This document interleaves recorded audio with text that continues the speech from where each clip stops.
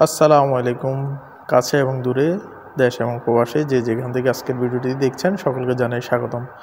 আজকের ভিডিওতে আলোচনায় থাকছে সংযুক্ত আরব আমিরাতের নতুন কিছু খবর। বিশেষ করে বাংলাদেশ কনসুলেট অফিসে বাংলাদেশি প্রবাসীদের জন্য হেল্প ডেস্ক চালু করা হয়েছে এবং নতুন করে একটা ভিসা চালু করেছে সংযুক্ত আরব আমিরাত সরকার। সেই বিষয়ে কথা বলবো। সম্পূর্ণ ভিডিওটি দেখার চেষ্টা করবেন এবং কি যারা চ্যানেলটিতে নতুন তারা চ্যানেলটি সাবস্ক্রাইব করবেন এবং বেল বাটনটি চালু করতে ভুলবেন না। বেল বাটনটি চালু করার কারণে আপনাদের কাছে আমি যখনই ভিডিও দিব ভিডিওটি সবার আগে আপনাদের নোটিফিকেশান আসবে, আপনারা দেখতে পারবেন। আলোচনার শুরুতে হেল্প ডেস্কের সুবিধাটা কি? হেল্প ডেস্কের সুবিধাটা হলো আপনি এখানে অনেক রকম ভিসা লাগানোর সময় আমরা অনেক দালাল ধরি, অনেক ব্যক্তিবর্গের কাছে যাই ভালো একটা উপদেশের জন্য, যেখানে গিয়ে আমরা অনেক রকম প্রতারিত হই।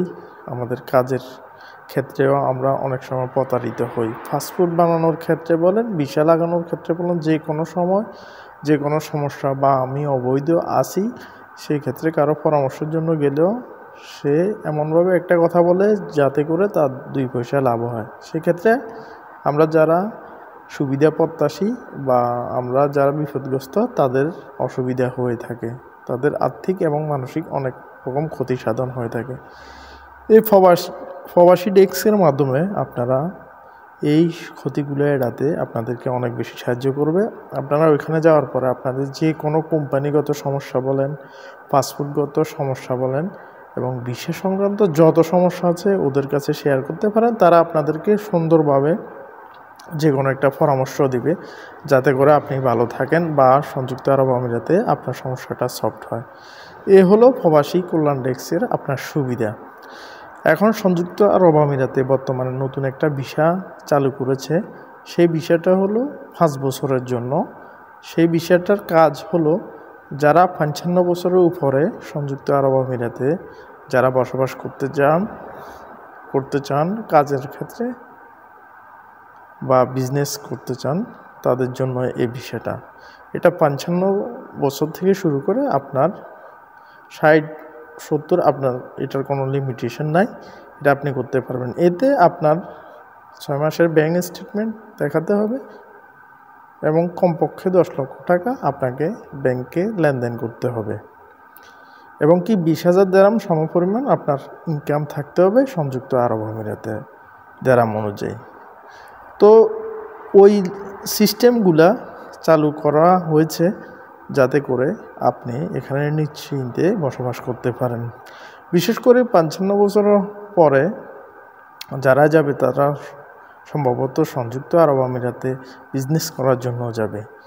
তাদের একটা রুল এখানে দেওয়া হয়েছে, এতে সমস্যা নাই। তবে এটা আসার কথা হলো সংযুক্ত আরব আমিরাতে আগে আমাদের বাংলাদেশি সহ সারা বিশ্বের বয়সের উপর একটা সিস্টেম থাকতো বা বয়সের কারণে ভিসা প্রদানে অনেক সময় অনেক সমস্যা ফেস করতে হতো। এখন থেকে এই সমস্যাটা ফেস করতে হবে না।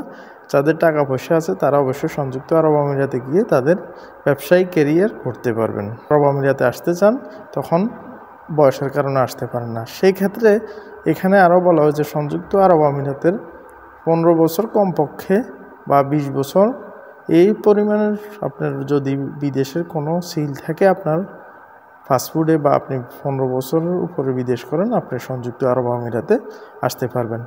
মোটামুটি এখানে এখন নতুন অবস্থায় এই নির্দেশনাগুলো দেওয়া হয়েছে, নীতিগুলো দেওয়া হয়েছে, নিয়ম নীতিগুলো এটা আস্তে আস্তে শিথিল হতে পারে এবং কি বিষয়টা চালু হয়েছে যেহেতু ইনশাল্লাহ এটার অনেক কিছু শিথিল হয়ে যাবে, তখন অ্যাভেলেবেল মানুষ আসতে পারবে।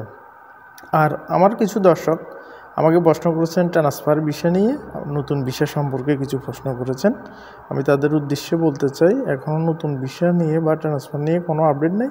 আপডেট আসা মাত্র আপনাদেরকে আমি জানিয়ে দেব। আজকের ভিডিওটি এ পর্যন্তই। ইনশাল্লাহ আগামী ভিডিওতে আবারও দেখা হচ্ছে। সবাই ভালো থাকবেন। আল্লাহ হাফেজ।